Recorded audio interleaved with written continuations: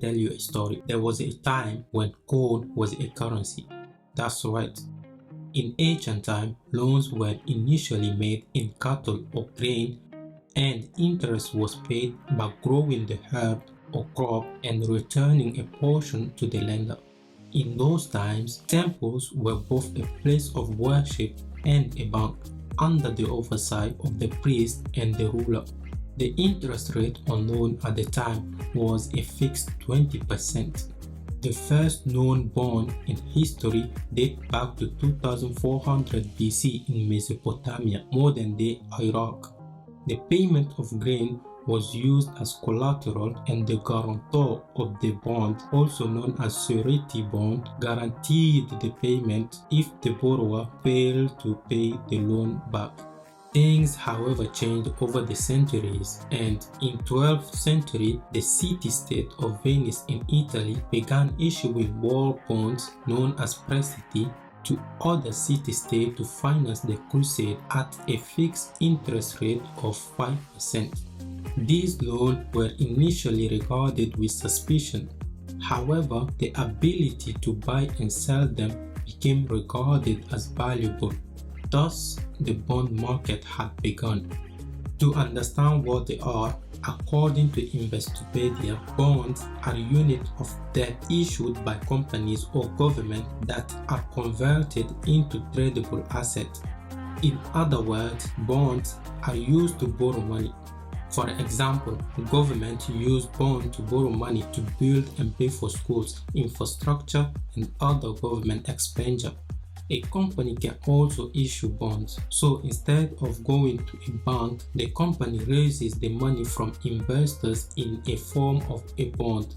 In exchange for the capital, the company pays an interest coupon, which is an obligation interest payment that the company pays to the lender or investor for the loan. And this payment is done according to the bond contract. The payment is usually made semi-annually or annually. At mature date, the original loan is paid back to the investors in full, ending the loan. For investors, bond can be a fixed income instrument because they typically pay a fixed interest rate or a coupon rate to bond holders. Also keep in mind, bonds with variable interest rates are also common. In a nutshell, a bond is simply an IOU between the lender and the borrower that includes the details of the loan. Some details included in bonds are issue price, face value, coupon date, coupon rate, maturity date. Issue price is the price at which the bond issuer originally sells the bond. Face value represents the amount the bond will be worth at maturity. Coupon date represents the date on which the borrower will make the interest payment. Coupon rate is the percentage of interest paid on the bond to the borrower. Maturity date, as the name suggests, is the date on which the bond expires and the borrower will need to pay the loan back. Bonds move with interest rate. So, if the interest rate is lower, the bond value is higher, and vice versa. When interest rates are higher, the bond's value are lower. Bonds can vary significantly depending on the terms of contract, and for this reason, it is important for the investor to understand the precise terms and details of the contract before investing in a bond. Some details to pay attention to when considering a bond are: Number 1. Maturity.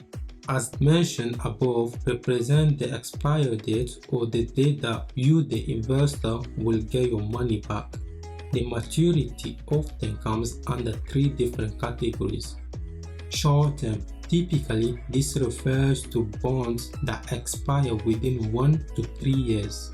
Medium term are bonds that expire typically within 4 to 10 years. Long term are bonds that expire over a long period of time, usually over 10 years. Number 2. Secured and unsecured. As the name suggests, the secure bond is backed by collateral that can be transferred to the investor if the borrower cannot fulfill the contract, and this collateral can be anything of value. Unsecured, however, as you guessed it, is the opposite. The borrower has no collateral, so if the organization was to default or not fulfill the contract, well, you might not see much of your money, if any at all. However, do keep in mind that a higher risk often means a higher return. Therefore, you, the investor, receive a higher return from the organization for the loan, much like a bank will charge you a higher interest rate if it does not trust you. Same rules, different games. Number 3. Liquidation preference. The preference here indicates who gets the money first if the organization was to go bust. This simply means that if the underlying organization goes bankrupt, its asset gets sold off so it can pay the investors back. The senior debt get their money first, followed by junior debt, and if anything is left, then the stockholders get their money. Who is the senior debt, I hear you ask? Well, these are often bondholders or banks that have issued a revolving credit line. And junior debt is also referred to as subordinated debt holders. Number 4. Coupon rate. This is also referred to as yield nominal and is simply represent the amount of interest paid to you, the investor. To calculate the coupon rate, divide the annual payment by your original investment amount. Number 5. Taxes. Some bonds are taxed and some are not. The majority of corporate bonds are taxed and some government or municipal bonds are not taxed.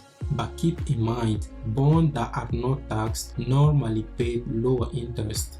A quick disclaimer, I am not qualified to give tax advices, so contact your attorney or legal advisor. Number 6. Callability. This word simply means that the borrower can decide to pay the loan back before maturity or the expire date. For example, if a bond has a maturity of 20 years, the borrower can decide to pay the loan back after 10 years. This is also known as call provision. Early repayment of the loan comes at a small predetermined premium for the borrower. So as an investor, you should check if the bond is callable. This is so that you can educate yourself regarding the price the borrower will pay for such bonds. Also, keep in mind that once the borrower pays the bond earlier than expected, you cannot be sure to receive interest income after that date. So to recap, maturity is the expire date. Secure or unsecure is whether there is collateral or not. Liquidation preference is who gets paid first if the borrower goes bankrupt. Coupon rate is the interest you get. Taxes, well, are taxes. And callability is the option for the borrower to pay the loan early. Let us outline some advantages and disadvantages of bonds. Let's start with some advantages. First, bonds are a great way to earn income due to them being somewhat safer investment. Second, you, the investor, get paid a fixed interest on your loan without affecting your original loan amount. Third, a bondholder has priority over a shareholder in case the borrower goes bankrupt. Fourth, bonds are a great way for capital preservation as you will get your original amount invested at the expiry date. Bonds are investment, so just like any investment, there are some risks associated with it.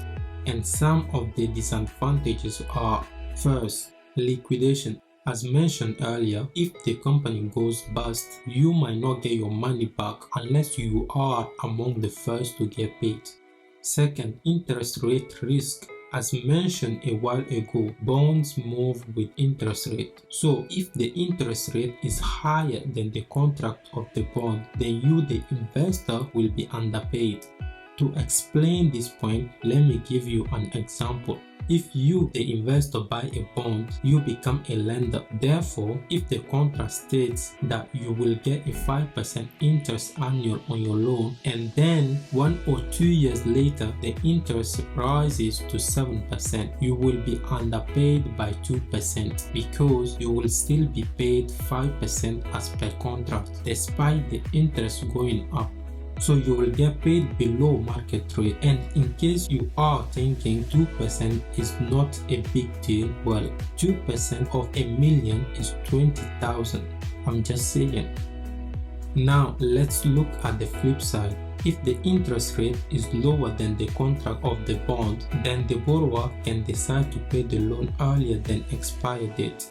Using the same example I gave a moment ago, if the interest rate goes from 5% where you bought the bond to 2.5% a year or two later, then the borrower, who is the issuer of the bond, can decide to repay your loan earlier so that they can buy a different loan at a lower interest rate.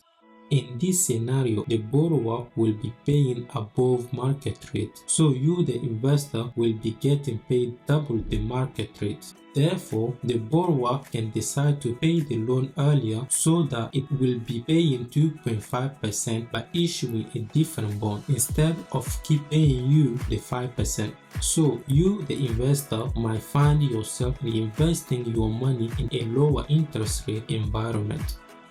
How to choose which bond to buy. Most bonds come with a rating system that indicate how safe or unsafe they are. Those ratings range from AAA to E. Any bond rated BBB, Baa or above are known as investment grade, which simply means they are likely to remain stable investment and unlikely to default. Bonds rated below BBB, Baa are known as junk bonds, and they are speculative investment that may likely default and have price volatility. How much do you need to invest in bonds? In UK, US, India, Ghana, and other nations, 1,000 is often the requirement amount. However, you can start investing with as little as 100 in UK and US depending on the type of bond you want to buy. In conclusion, the bond market is a key aspect of our economy more than the stock market.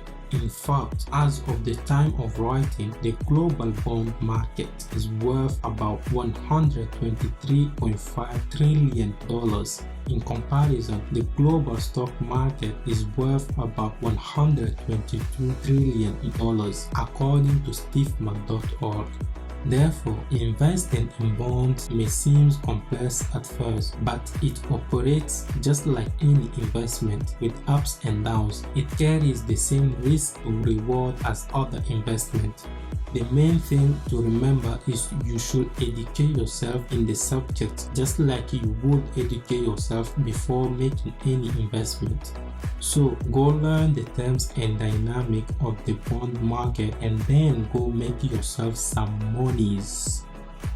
Well, that's all we have got for you today. Thank you for watching. We really appreciate you spending some time with us, and hopefully we have done a good job at educating you with some basic knowledge of the bond market.